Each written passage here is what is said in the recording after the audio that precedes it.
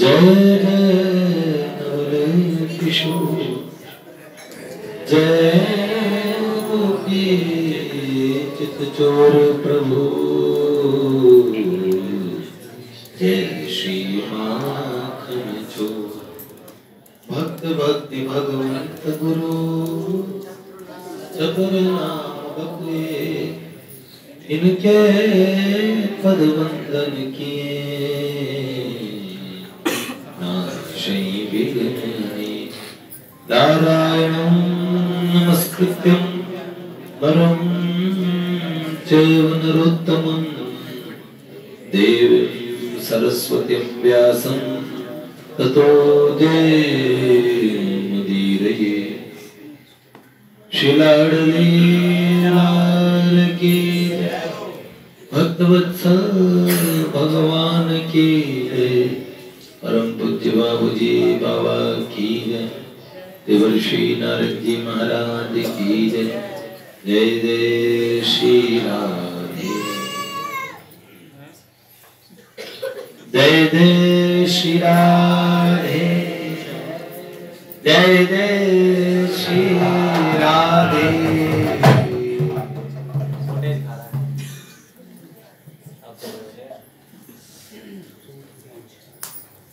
कैसे हैं आप सब?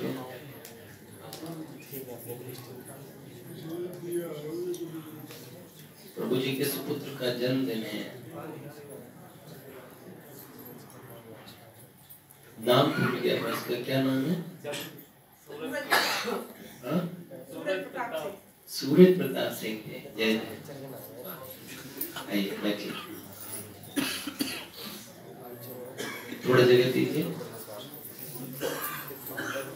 देखिए,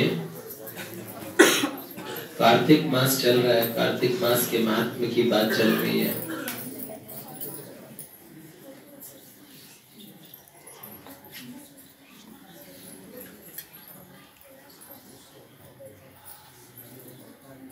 हमने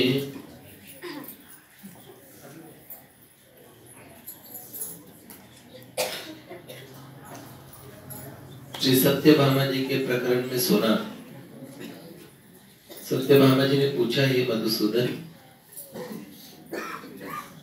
ऐसा कौन सा पुण्य कर्म मैंने किया जो मैं आपकी प्रिय पत्नी बनी?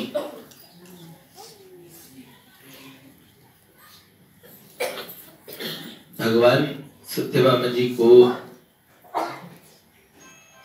उनका हाथ अपने हाथों में लेके कल्प वृक्ष के नीचे गए। जय जय विराजिए।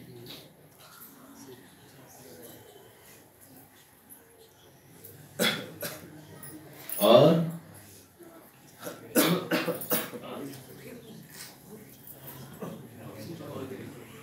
उन्होंने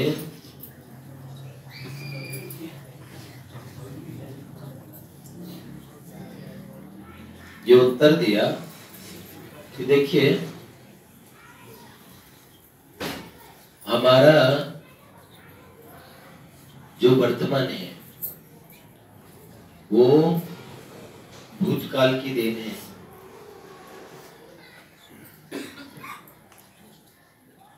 एक कार्य कारण परिणाम एक संबंध है। कोई भी कार्य नजर आता है, उसके पीछे एक कारण होता है। तो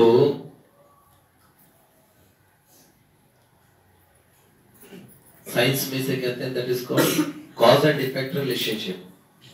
कॉज एंड इफेक्ट रिलेशनशिप कहते हैं ना,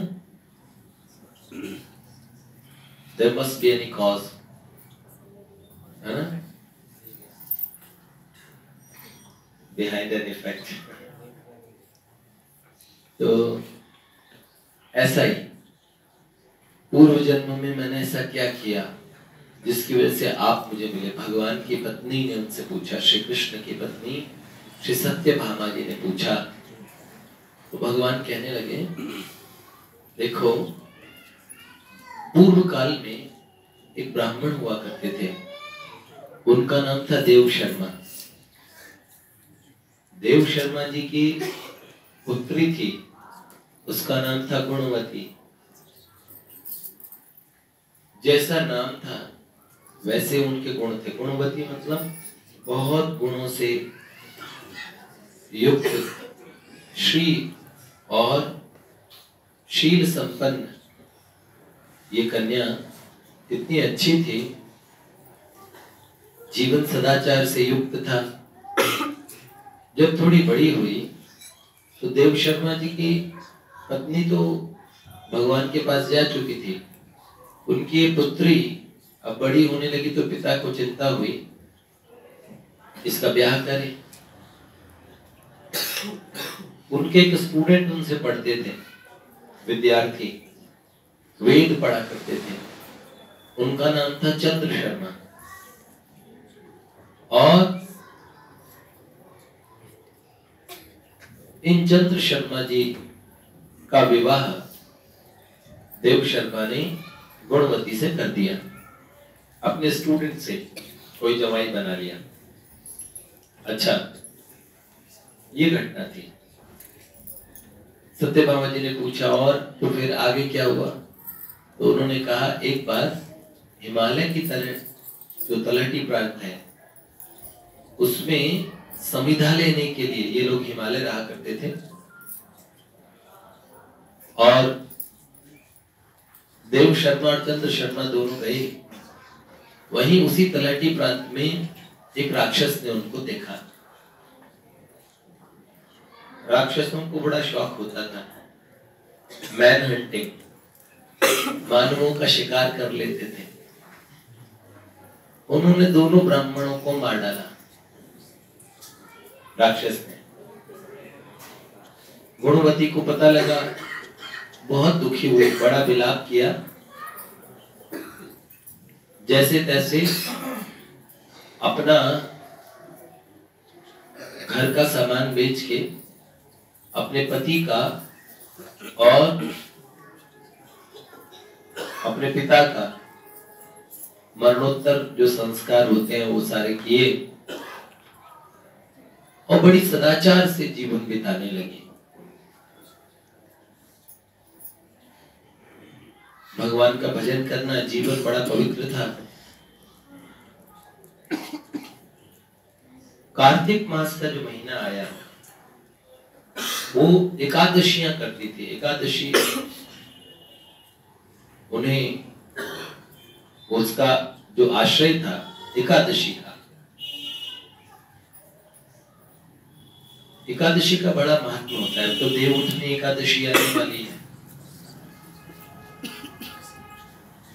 शायद ब्रजदास जी महाराज थे बरसाने के, और एक बार दिल्ली किसी काम से उनका आना हुआ तो जामा मस्जिद के पास में, और एक मुल्ला जी, बूढ़े मुल्ला, उन्होंने पूछा बाबा एकादशी कब की है? तो उन्होंने कहा एकादशी भैया देखिए उनका इस दिन की पड़ेगी। तो बोला मुल्ला जी एकादशी के बारे में आपको कैसे पता? मुसलमानों को तो पता ही नहीं होता एकादशी तिथि होती है। आजकल तो हमारे हिंदुओं में भी इतने भगवान की कृपा से ऐसे हो गए जिन्हें होली दिवाली पता हो, ये एक बहुत बड़ी गनीमत की बात है। हे भगवान, स्टैंडर्ड इतना बढ़ा नहीं है, गिर चुका है?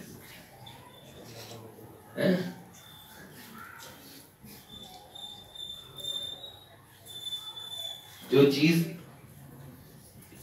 उनकी मनहूसियत बढ़ाती है उसको पैमाना बना रखा है कि ओहो हम तो इतने ऊंचे हैं। बच्चों को आज तक मुसलमान पढ़े लिखे होंगे तब भी शरीयत के हिसाब से अपने घर में एक मुल्ला जूटर लगवा देंगे और वो मौलवी थी उन्हें कलमा पढ़ाएगा ला इलाहा इल्लल्लाह मुहम्मदुर रसूलुल्लाह। ये सारे कलमा, ये जो मोहम्मद हमारे पैगंबर हैं और अल्लाह के दूत हैं, नबी हैं, और कोई नहीं अल्लाह के अलावा, ये बात पढ़ानी शुरू कर देते बचपन से। और ईसाई भी बैप्टाइज करके, लेकिन हिंदू बच्चों को कुछ नहीं पता।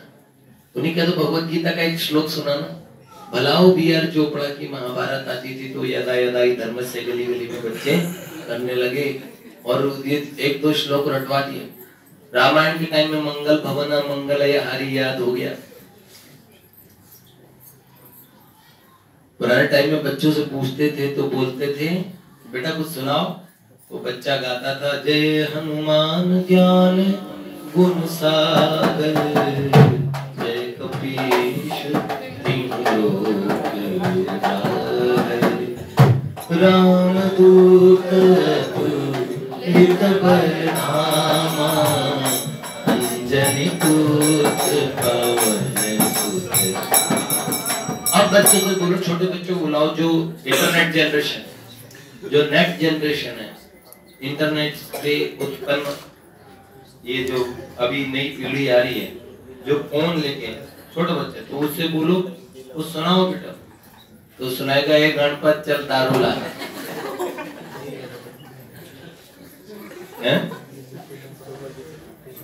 संस्कारों का अंतिम संस्कार कर दिया, सारे संस्कार समाप्त। ये गाने सुना रहा, बढ़िया बढ़िया, बहुत अच्छे। कौन? Internet generation. तुम इंटरनेट जनरेशन थोड़ी बेटा, तुम्हारे जो बच्चे आएंगे वो उसमें जब भी कोई मोबाइल देखूं फेसबुक खोलूं बहुत बढ़िया बेटा। कॉलेज असर है।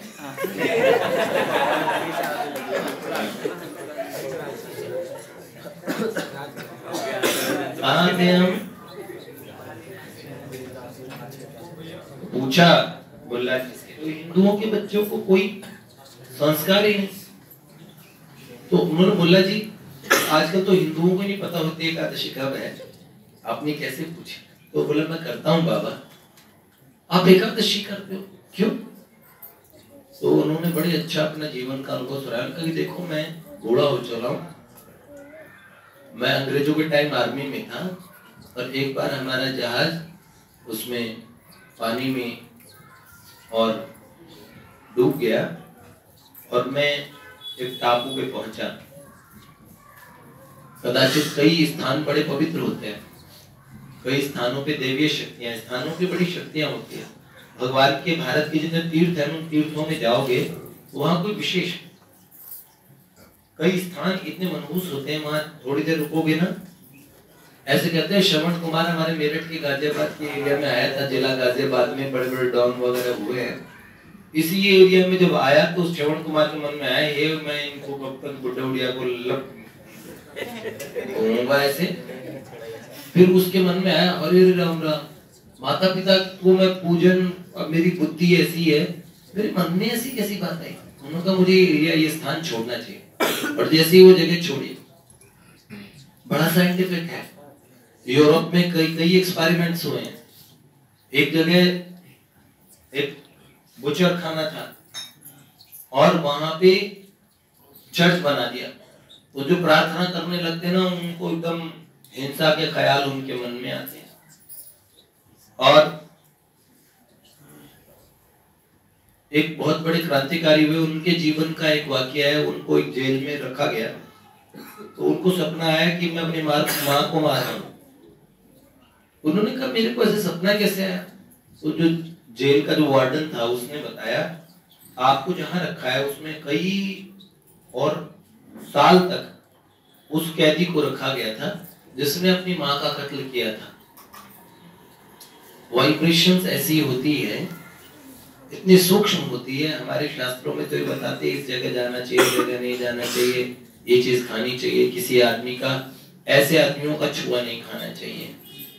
जिस आदमी का छुआ खाते, तभी तो कहते अपने माँ के हाथ का बना जो भोजन है वो पुष्टि देता है, शक्ति देता है। बाजारू लोग कितने भी अच्छी चीज बना दे, लेकिन वो माता के हाथ से उनकी तुलना नहीं।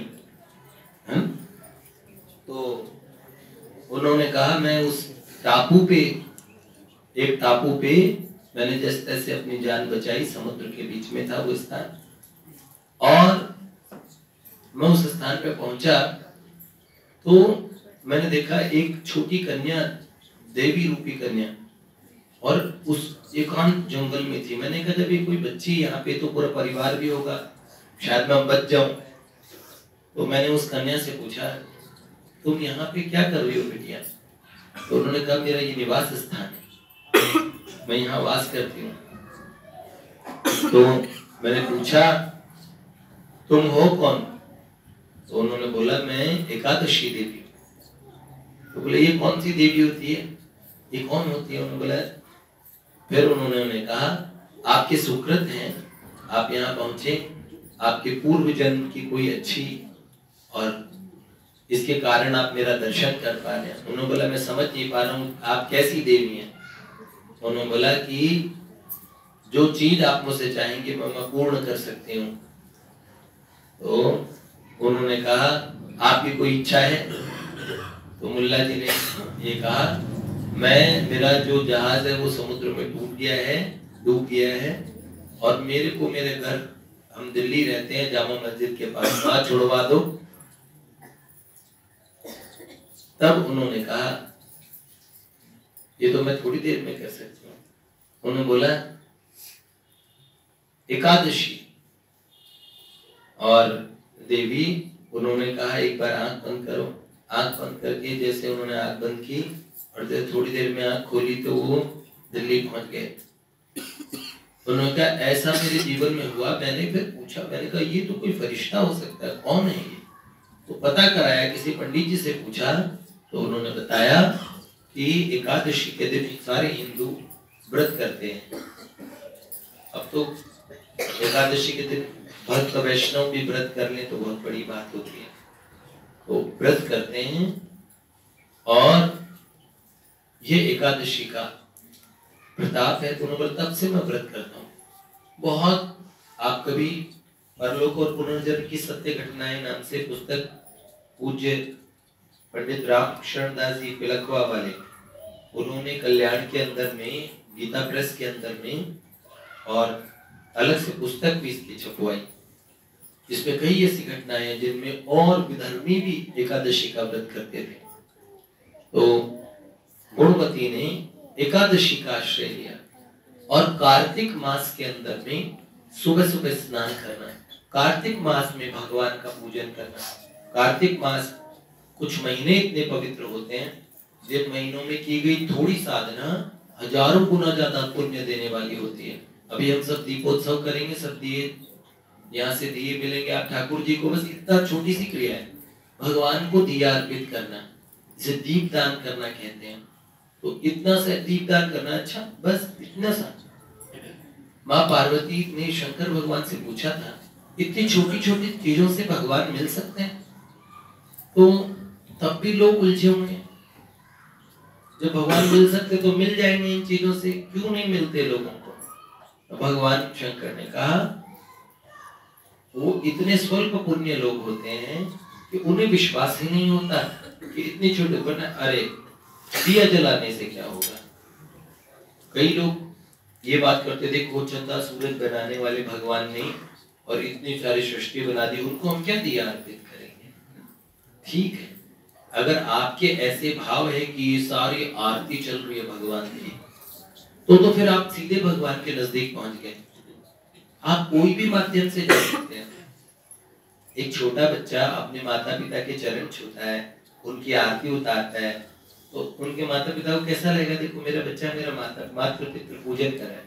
भगवान क्या समझेंगे नहीं? कोई व्यक्ति छोटा बच्चे के समान। भक्ति मार्ग में क्या होता है? हम भगवान के लिए दिया जला रहे हैं, भगवान के लिए पूजन कर रहे हैं, भगवान को स्तोत्र सुना रहे हैं। तो इससे क्या भगवान जो जगत पिता हैं, जगत के नाथ हैं, जगत के स्वामी हैं, क्या पहचानेंगे नहीं इस बात को? एक बात को पकड़ना नहीं चाहिए, सारे मार्ग ठीक है पर मेरा मार्ग ठीक है, दूसरा मार्ग गलत है, ऐसा करने से बहुत गड़बड़ होती है। तो भगवान शिव बोलते हैं कि विश्वास नहीं होता, लोगों का विश्वास बहुत थोड़ा है। तो कार्तिक मास में स्नान सुबह सुबह करना, उस समय सारे वेद अपने अर्थों सहित, वेद, वेदांग, उपनिषद, इन सब ये सारे जल के अंदर प्रतिष्ठित हो गए कार्तिक महीने में। ऐसा वरदान दिया गया था जब भगवान ने शंखासुर का उद्धार किया था, उस समय उस महीने के अंदर सारे वेद इसी महीने में उद्धार किया था। तो सारे वेद जल में प्रतिष्ठित है, इसलिए जो जल में स्नान करते हैं सुबह सुबह उनको अमित पुण्य की प्राप्ति होती है। देखो अब तो सुबह सुबह लोग नहा ले, सो बहुत बड़ी बात। और अब तो दिन में डेली नहा ले, वही बहुत बड़ी बात। मैंने बोला ना, तो सर्दियां आ रही है, अब तो वो स्नान आने वाला है? वो क्या नल नमस्कार स्नान, नल को नमस्ते कर दिया, जल स्मरण स्नान, जल का स्मरण कर लिया बैठे बैठे रजाई के अंदर, उच्च कोटि का स्नान है। कंकरी स्नान, कंकरी डुबो के थोड़ा छिड़क लिए अपने ऊपर, हैं? और एक दूसरे को छू लिया, तुम स्नानम मम स्नानम। नहाए हुए आदमी को, तू नहाया मैं नहाया, बराबर नहाए। तो भैया नहाना बड़ा मुश्किल काम लगता है लोगों को, विदेशी कल्चर में नहाना नहीं है। मैंने आपको कई बार बताया हुआ है, भारत के लोग ही, यहाँ पे लोग कहते हैं वहां ठंड होती है ना, तो विदेशों में लोग नहाते नहीं है। अरे कमाल की बात कर रहे हो। हमारे यहाँ बद्री केदार में, अलकनंदा में मैंने साधुओं को नहाते देखा। हमारे यहाँ तो हर काम में स्नान है। जो लोग होते हैं ना, स्नान से क्या होता है, मछली तो सदा जल में रहती है, तो क्या है? हाँ, तो सुअर भी नाले में रहता देखा है? अरे तो मछली की तरह नहा लो, तुम क्यों? है? कमाल की बात। ये उदाहरण नहीं, मछली तो जल में रहती ही है, तुम क्या उदाहरण लोगे उसका? उसको अलग से स्नान की जरूरत नहीं, पर हमें स्नान की जरूरत है?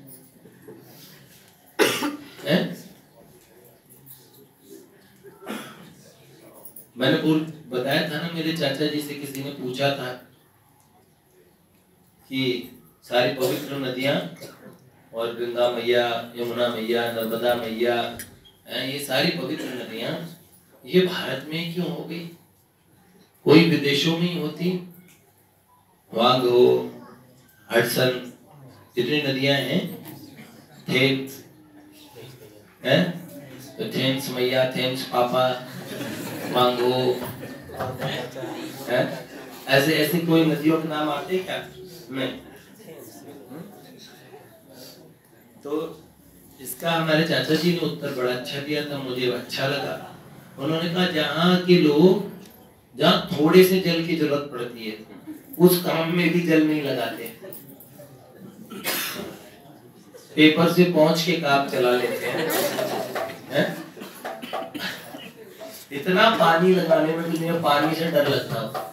आप देखना, कुत्ता कभी आपके पास आएगा, उसको थोड़ा जल छिड़क भाग जाएगा। बड़ी एलर्जी होती है जानवरों को जल से, आप जानते हो।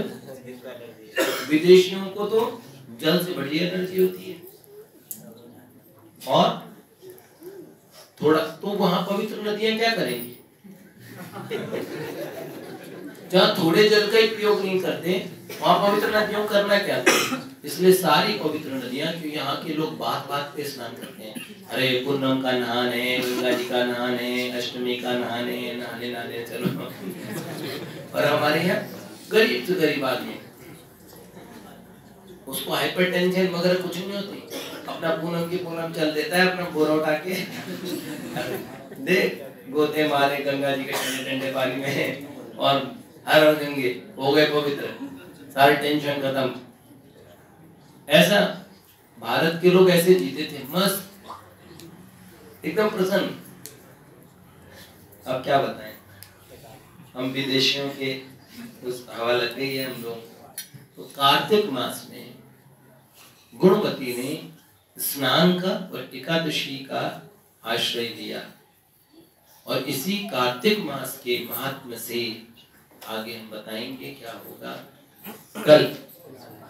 जय जय श्री राधे।